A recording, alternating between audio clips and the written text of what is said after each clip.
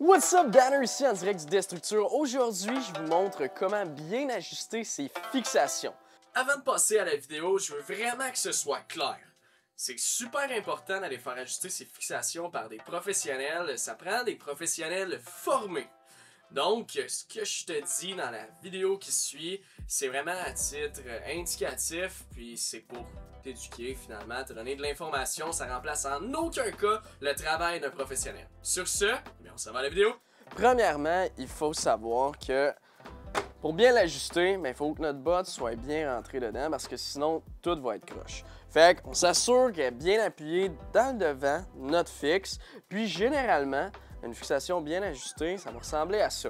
Donc, ce que je veux dire, c'est que notre botte va venir s'appuyer sur la petite languette de notre fixation et non sur le dessus de celle-ci.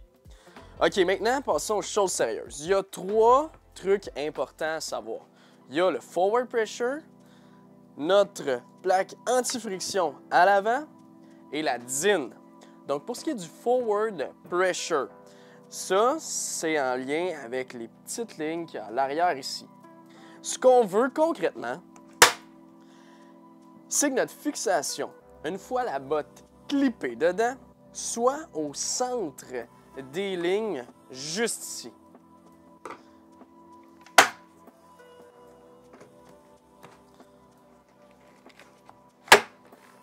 Voyez bien, une fois que ma botte est clippée, la fixation est reculée au centre. Si elle est trop à l'avant, ça veut dire que je vais devoir avancer ma fixation. Si la fixation est trop à l'arrière de ces lignes-là, ça veut dire qu'il va falloir que je la recule. Comment est-ce que je fais pour l'avancer ou la reculer? C'est vraiment simple. Je m'assure d'enlever ma botte. Je prends un tournevis plat, c'est vraiment ce qui va être l'outil de choix. Je viens simplement le tourner de côté, puis venir le relever à l'avant. Vous avez vu, la fixation a avancé. Vous pouvez aussi venir clipper la petite languette vers le haut, puis là, votre fixation, elle tombe vraiment lousse. Donc là, j'appuie ma botte à l'avant. J'y vais à l'œil pour commencer. Je dis OK, ça ressemble à peu près à ça. Je redescends ma clip à l'arrière. Je m'assure que la fixation arrière est bien mise en place. Puis là, je viens clipper ma botte.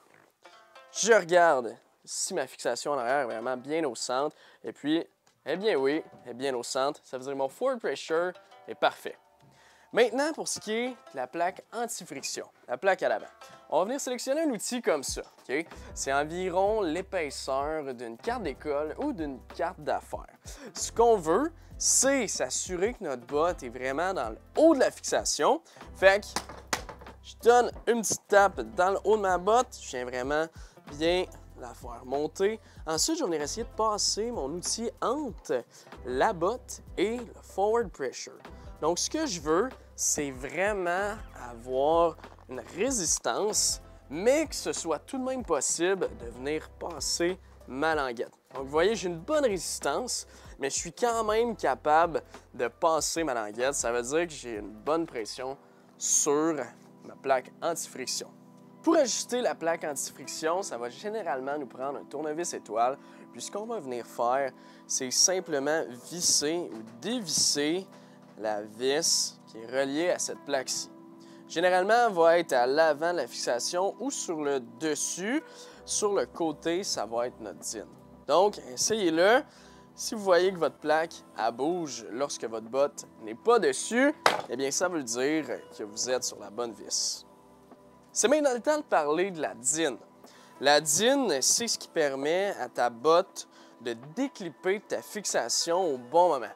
Il n'y a pas de secret, il y a des chartes en ligne qui vont vous dire à quel niveau vous devez mettre votre DIN de base. Là, c'est certain que si vous êtes un skieur expérimenté dans le parc, il y a des bonnes chances que ce ne soit pas assez pour vous. Mais concrètement, ce que je vous recommande, c'est de commencer avec cette charte-là. Ça vous donne déjà une bonne idée au moins de à quel niveau votre DIN doit être. Puis ensuite, si vos skis déclippent pour rien ou s'ils déclippent pas assez, bien là, vous allez pouvoir jouer avec votre DIN. Donc, concrètement, pour ajuster la DIN, ça va nous prendre un tournevis étoile ou plat. Des fois, ça va prendre les deux aussi.